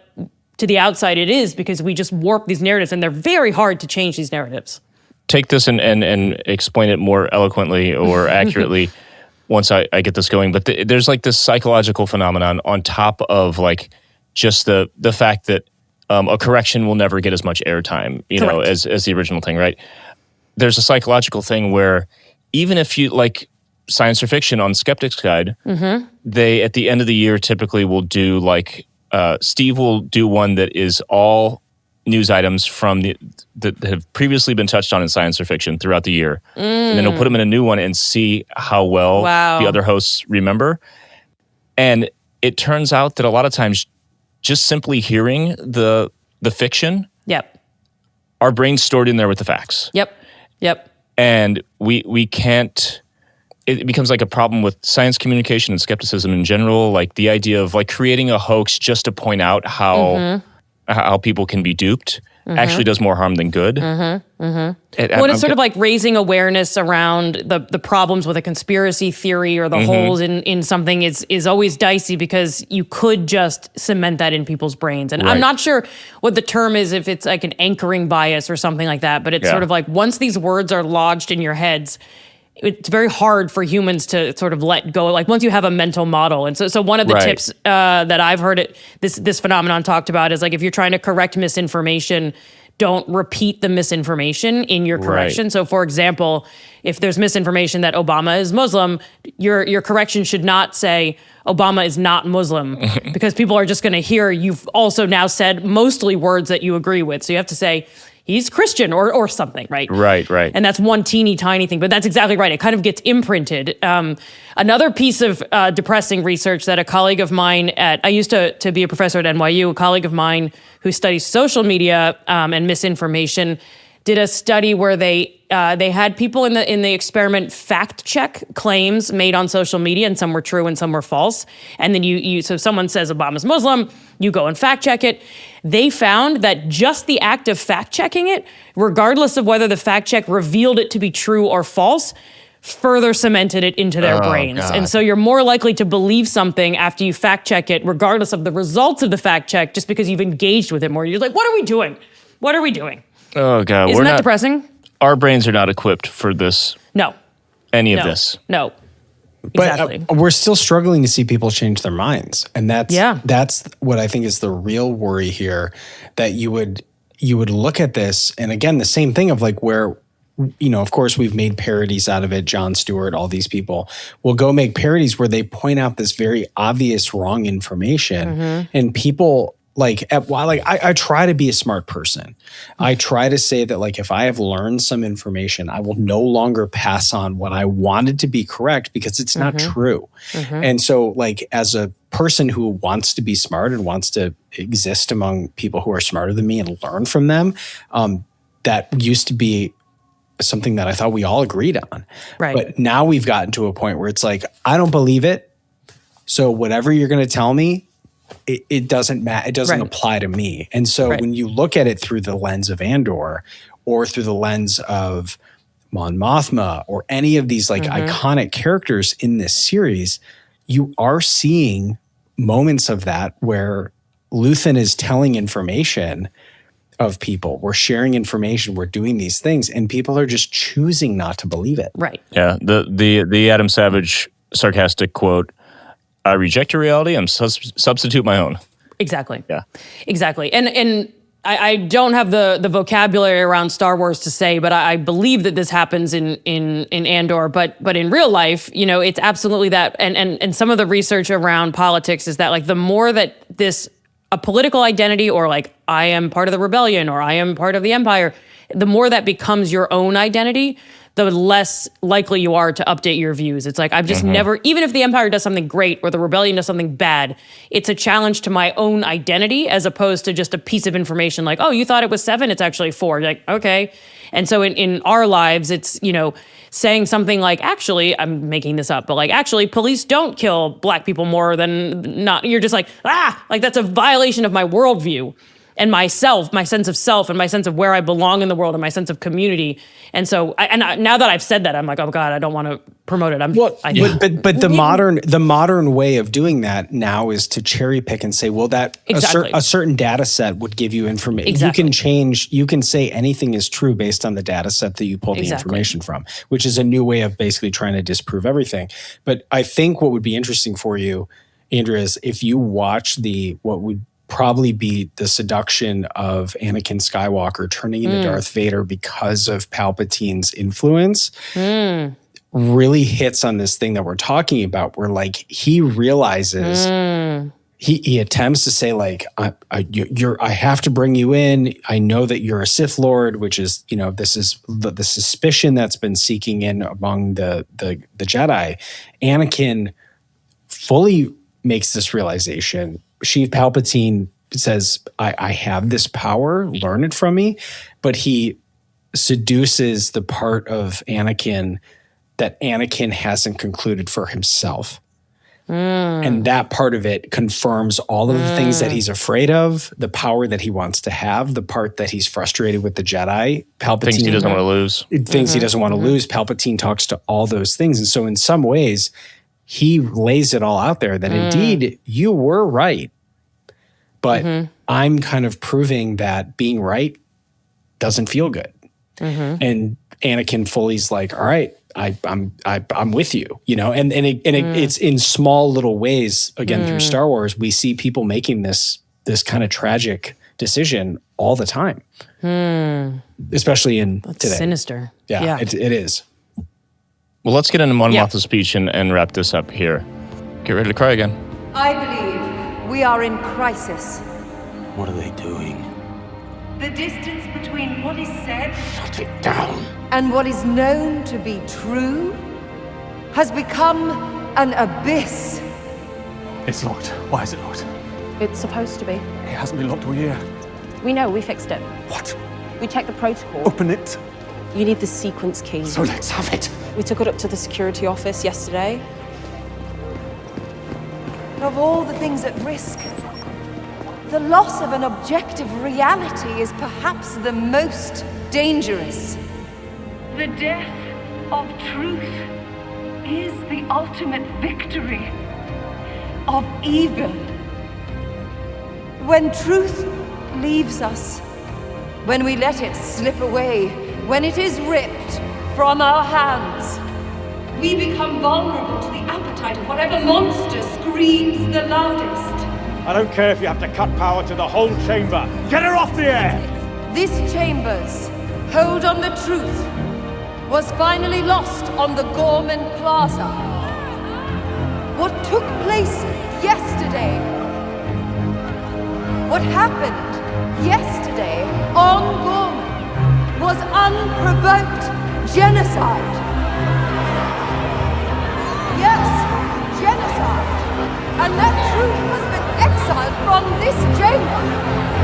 And the monster screaming the loudest, the monster Eve helped create, the monster who will come for us all soon enough, is Emperor Palpatine.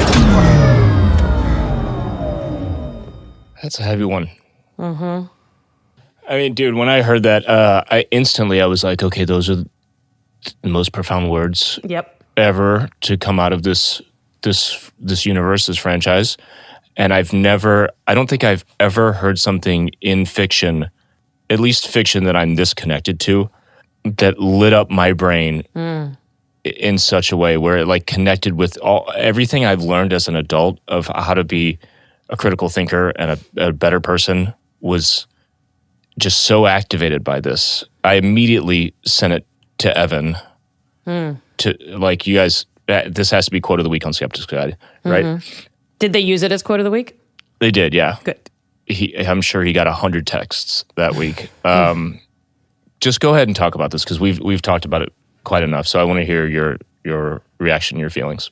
I mean, this is the most powerful sentence I think I've ever heard in fiction. And I'm not as close to this universe anywhere close as you all are, and I have plenty of fiction that I love and adore. And hearing this stopped me in my tracks the moment I watched it and has hit me again and again every time since. And I don't know if I'm right about this, but I agree with her that the loss of a shared reality is, or what does she say, of all the things at risk, the loss of an objective reality is perhaps the most dangerous. I completely agree.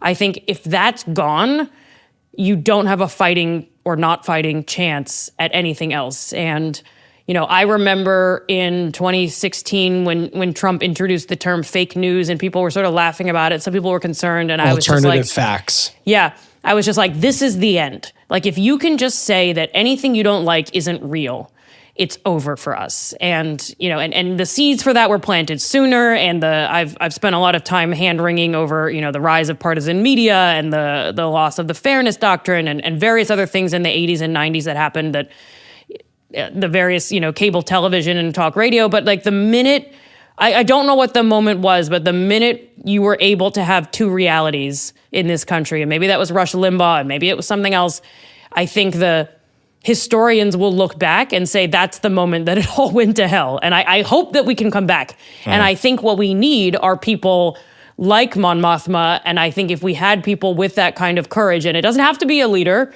doesn't seem like it is so far, but if there is someone who can stand up and so bravely say something that, I mean, obviously there's a lot more work to do, but her courage in saying that publicly, not just being part of the resistance quietly, is inspiring. But she's 100% correct. And if I could fix anything in this country, in this world, it would be that we somehow can get back to something resembling a shared reality. And that's not to say that in the 50s and 60s or whatever, when we had the nightly news and we all watched the nightly news, that was perfect. It left out a lot of voices. There was a lot of gatekeeping. There were a lot of perspectives not included. But in general, there was at least an agreement on like who did what to whom. And I don't even think we have an agreement on that. Yeah. I mean, when I saw this is, this happened since I first watched Andor, but when I was watching whatever I was watching, when they were talking about Renee Nicole Good being murdered, and they cut to Kristi Noem describing her as a domestic terrorist, I audibly gasped alone in my room. It takes a lot for me to like out loud, like, like, oh, this is the, and then we saw the outpouring of all the quotes, when the government tells you to ignore your eyes and ears and so on. But it's, that moment was probably the closest to what Mon Mothma is warning us against in recent history. I mean, you could certainly point to various, the genocide piece is quite on the nose, Israel, Palestine, and all of that. But as far as just like, I saw this happen, they're telling me this isn't what happened, or they're telling me a different story, and you're just going to go with it. I mean, we're living in two worlds for sure. Yeah.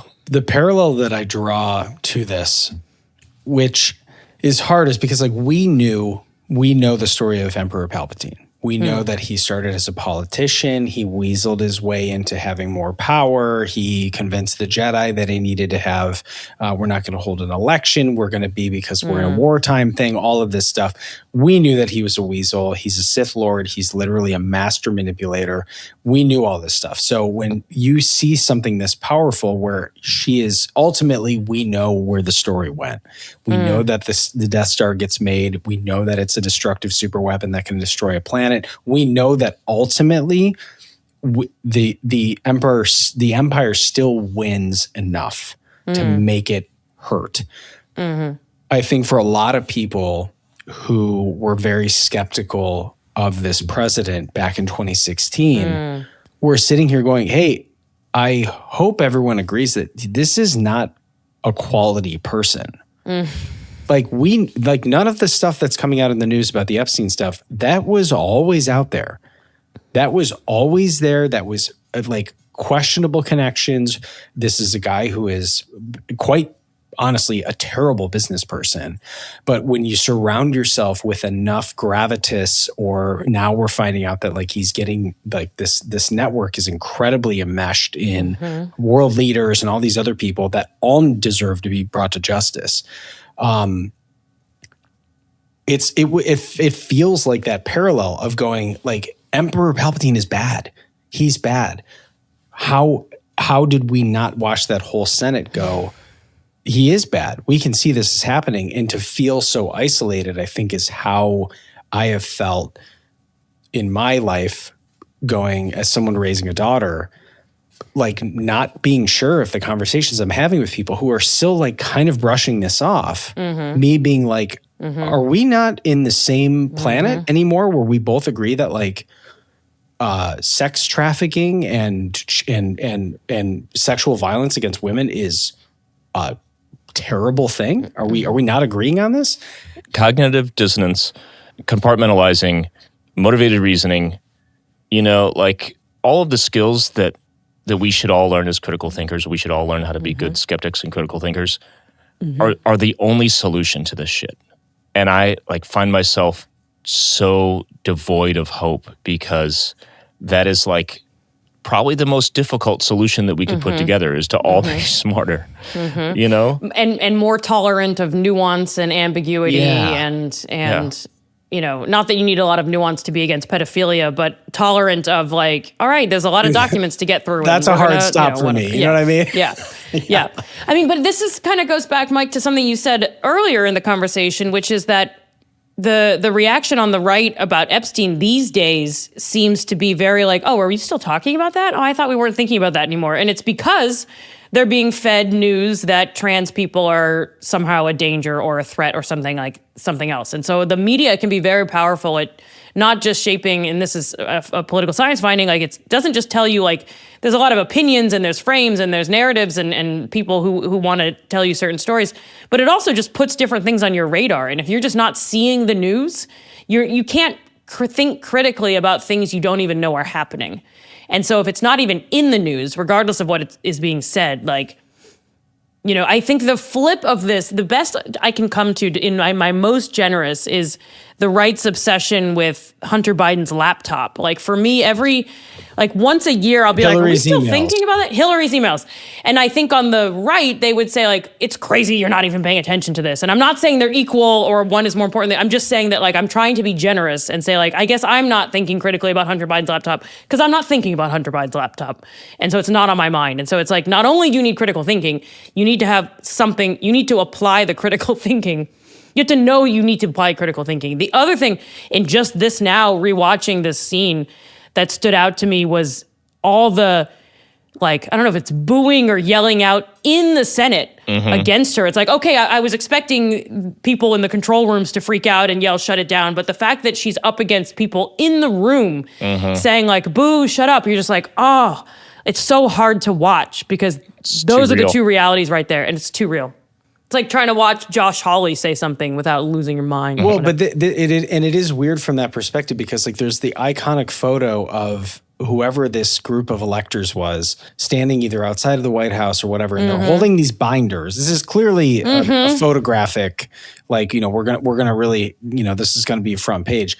They're holding up these binders, which clearly didn't have anything in them, but they were like, we're releasing the Epstein files. Like this was literally. Pam Bondi said she had a list on her desk. What are you talking about? Right. So this was like a thing that actually, at a weird point, everyone agreed on. Yeah.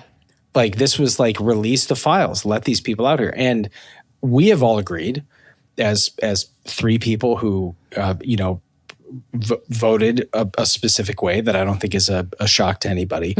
Big Trumpers here. I am one of these people who's like, if Chuck Schumer's in there and Chuck Schumer needs to sit in jail for 6 months, the same way that I would say any of these other people who Masameda, who I know you don't know who that is, Andrea, but like he's one of Palpatine's, kind of right-hand mans.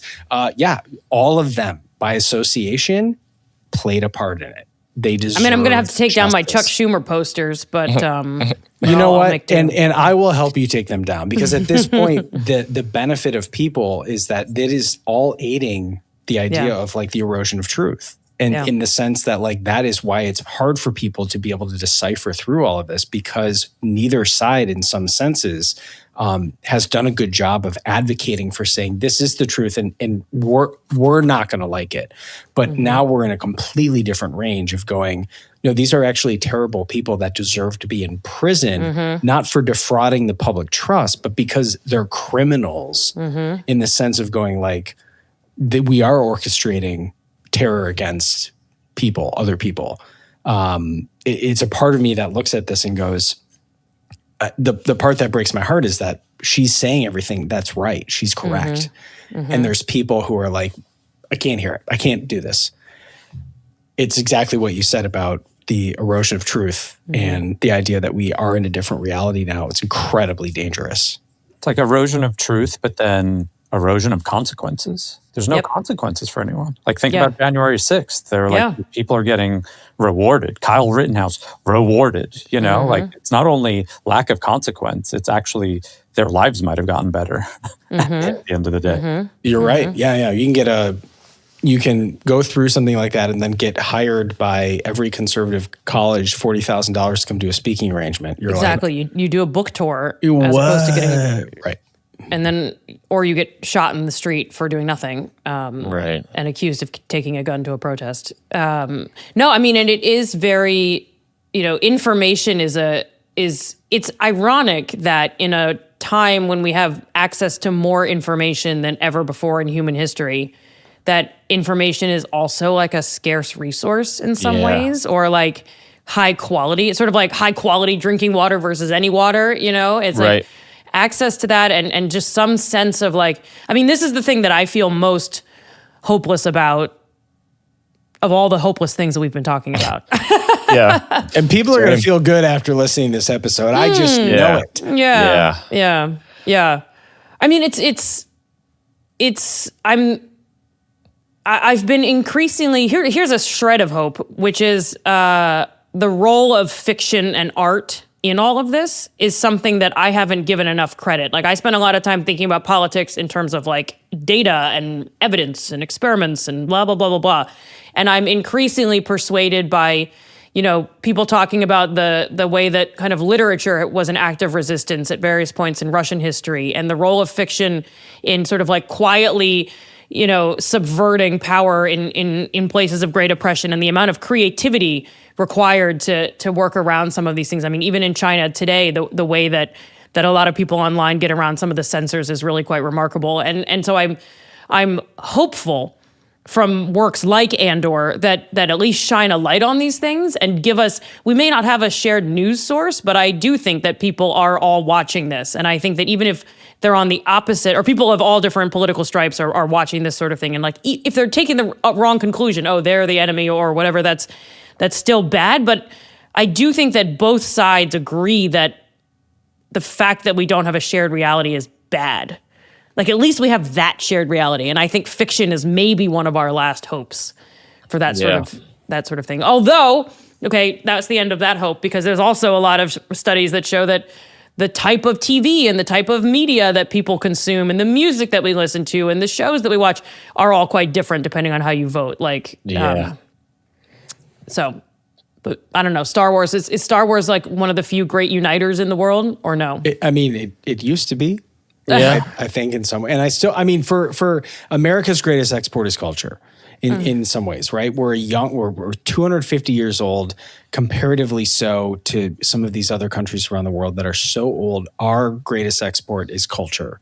Sounds like someone doesn't appreciate soybeans, but okay. Well, you know what I mean? Like, we're buying a lot of soybeans, not from the U.S. anymore. But anyways, the point of what I'm getting at is like that we have fantasized and loved to highlight the Trons of the world, where we're beating the machine, where the Patriot, Mel Gibson's The Patriot. Let's watch the revolutionary. Like we're watching these, like, always this little guy going up against the evil, V for Vendetta. Like we're going against the evil government, but people don't seem to understand that, like, they might not be the hero of that story anymore. They might not be contributing to that. And so in this particular sense, where it is very clear to me who is the resistance and who is the oppressors, it is hard. That alternate reality is where people are going, like, watching it being like, yeah, I'm really glad that Sheev Palpatine, the Sith Lord, pwned the lips. Yeah. I hope that fiction can help some people kind of see the light. But if nothing else, the way it gives us an escape, but also helps us kind of come together to, if nothing else, kind of cry together about the state of the world. But at least to conversations like this, and that's great. But there will continue to be people who just take the exact wrong message from something or completely somehow miss the message. I mean, I can't tell you how many times it seems to just keep happening that somebody tries to tell Rage Against the Machine. Yes, I was just thinking about that. To go back to music and forget about the politics. Like, bro, what machine did you think they were raging against? Exactly. So clearly, people are gonna be dumb. People are gonna miss the plot. But the most shocking things when I moved to Southern California and went to a Bad Religion show is how many old 50-year-old Trump supporters were in the pit singing American Jesus or something. I'm like, oh my God. Are those the only words that you understand and you created a fan fiction about American Jesus? Yeah, like, what are you listening to? I mean, it's been shocking to me to hear in this conversation that people watched things like Andor and think that the left is the empire. I mean, that's just like... It's wild. It's wild shit. It's really hard for me to get my head around, I have to say. Well, I don't think we're going to solve anything or get our heads fully around anything within the confines of this short podcast, or long podcast for us. So let's wrap up. Andrea, tell everyone one more time where they can find you on the internet, what stuff they should check out, your work, and so on. Sure. Yeah. No. Thanks for having me. I hope your next few conversations are more upbeat for everyone's sake. But I feel like this is super important. So it's really an honor to be here with you all. I am on the internet at Jones-Rooy, JONESROOY, on Instagram and stuff like that. My political podcast is called Political Reality, and it's at politicalrealitypodcast.com. And I also write about politics and use data to understand the mess of our world at The Preamble, which is at thepreamble.com. It's a digital magazine by Sharon McMahon.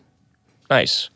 Do you have any speaking engagements or events or anything coming up that you want to plug? Well, I have a couple. I do shows. I do new stand-up comedy, and so I have shows most weekends in New York City, and sometimes in New Jersey and Connecticut. And so I usually post about those on my Instagram. If you're in the area, for sure, come out. And then once a month, I give a public lecture, usually about politics, through Lectures on Tap, which you can find at Lectures on Tap. Awesome. Everyone, thanks for listening. Thanks for watching. If you're still here with us and you were angry at the beginning, but still made it through, good on you, and thank you. We appreciate it. Patrons, we're not going to do a bonus segment on this one. We've taken enough of everybody's time. We love you nonetheless. Andrea, thanks again for being here. Everyone else, until next time, may the Force be with you.